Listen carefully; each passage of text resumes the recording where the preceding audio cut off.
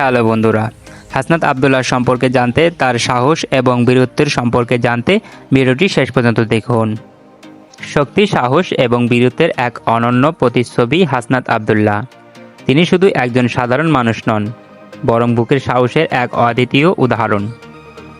বিভিন্ন দৃশ্য এবং উপস্থাপনা। দৃশ্য পরিবর্তন হতে পারে, হাসনাত আবদুল্লাহর বীরত্বের কিছু মুহূর্ত বা তার সাহসিকতার নিদর্শন। তার সাহসিকতার গল্প আজও আমাদের প্রেরণা দেয়। যে সাহস নিজের জীবনের বিপদে দাঁড়িয়ে অন্যের জীবন বাঁচানোর জন্য নিজের বুকের পাঠা ঝুঁকিতে ফেলে দেয়। বিশেষভাবে উল্লেখযোগ্য কোনো ঘটনা বা হাসনাত আবদুল্লাহর সাহসিকতা ফুটে ওঠা একটি গুরুত্বপূর্ণ মুহূর্তের দৃশ্য।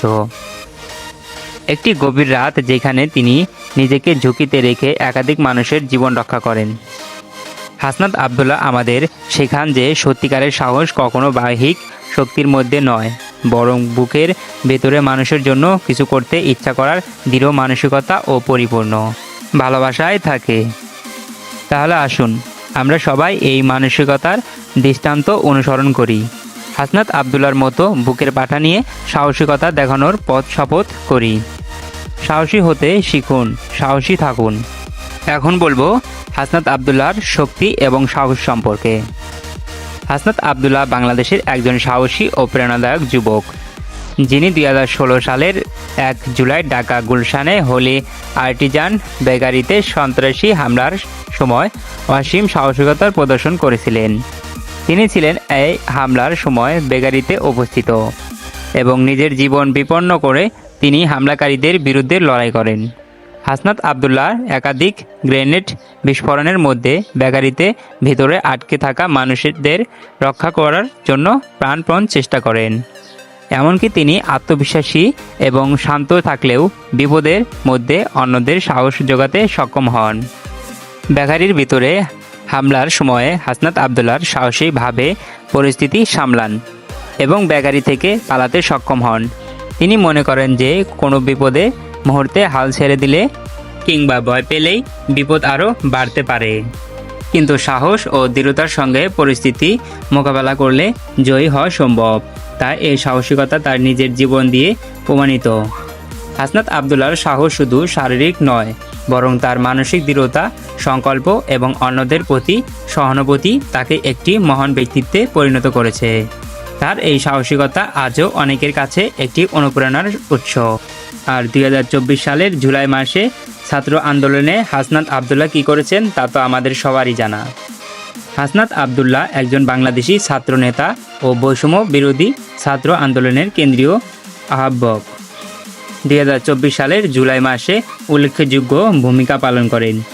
তিনি জুলাই গণ অভ্যুত্থানের ঘোষণাপত্র জারির জন্য সরকারের প্রতি আহ্বান জানান। 2024 সালের 31 ডিসেম্বর ঢাকার কেন্দ্রীয় শহীদ মিনারে অনুষ্ঠিত মার্চ ফর ইউনিট সমাবেশ তিনি বলেন, আমাদের জুলাই গণ অভ্যুত্থানের কোনো ঘোষণাপত্র নেই। আমরা বলতে চাই আগামী 15 জানুয়ারির মধ্যে জুলাই অভ্যুত্থানের ঘোষণাপত্র জারি করতে হবে। পরবর্তীতে 2025 সালের 8 জানুয়ারি কুমিল্লা নগরীতে জুলাই বিপ্লবের ঘোষণাপত্রের সমর্থনে জনসংযোগ শেষে শহরের টাউন হল মাঠে সাংবাদিকদের সঙ্গে আলাপকালে হাসনাত আবদুল্লাহ বলেন, সরকার ও অন্যান্য রাজনৈতিক দলগুলোর উচিত ছিল জুলাই অভ্যুত্থানের ঘোষণাপত্রের ব্যবস্থা করা, যেখানে সরকার থেকে পদক্ষেপ নেওয়ার কথা ছিল, কিন্তু তাও নেওয়া হয়নি। এছাড়াও 24 মার্চ 2025 তারিখে ব্রাহ্মণবাড়িয়ার এক অনুষ্ঠানে হাসনাত আবদুল্লাহ আওয়ামী লীগের শাসন ব্যবস্থাকে সমালোচনা করে বলেন, 10টা ফেরানো হাসিনার মতো জুলুমকারী হতে পারবে না। এই ঘটনাগুলো হাসনাত আবদুল্লাহর সরকারের প্রতি জুলাই বিপ্লবের ঘোষণাপত্র জারি এবং আন্দোলনের শহীদ ও আহতদের স্বীকৃতি প্রদানের দাবি জানান। তবে এই বিষয়ে সরকারের পক্ষ থেকে এখনও পর্যন্ত কোনো দৃশ্যমান পদক্ষেপ দেখা যায়নি। তো বন্ধুরা, ভিডিওটি কেমন লাগলো তা অবশ্যই কমেন্ট বক্সে জানাবেন। অবশ্যই লাইক দিয়ে আর সাবস্ক্রাইব করে আমাদের পরবর্তী ভিডিওর জন্য সবাই অপেক্ষা করবেন। এ পর্যন্ত পাশে থাকার জন্য সবাইকে অসংখ্য ধন্যবাদ।